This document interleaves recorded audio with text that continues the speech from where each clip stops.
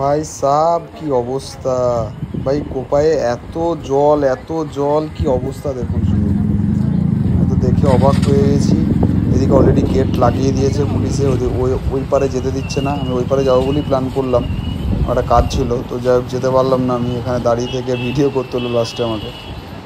তো একদম পুরো ডুবে গেছে, একদম পুরো ডুবে গেছে। কঙ্কালীতলাও ডুবে গেছে আমাদের। এই দুদিনের বৃষ্টিতে এরকম যদি অবস্থা হয়, তাহলে আরও দুদিন বৃষ্টি হলে কি হবে! খুব বাজে অবস্থা।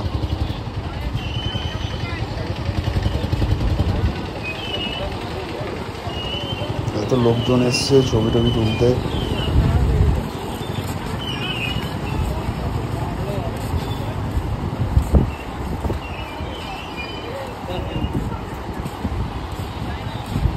পুরো ডুবে গেছে একদম, পুরো দুটো ধার পুরো ডুবে গেছে একদম। এবং জলের কি টান!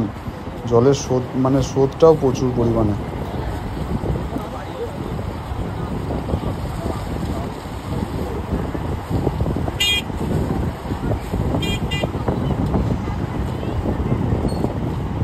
কি অবস্থা দেখুন, যাচ্ছে তাই অবস্থা।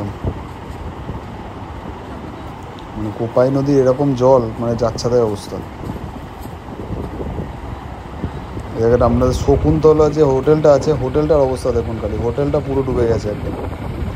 এই যে হোটেলটা আছে শকুন্তলা, শকুন্তলা হোটেলটা পুরো ডুবে গেছে একদম।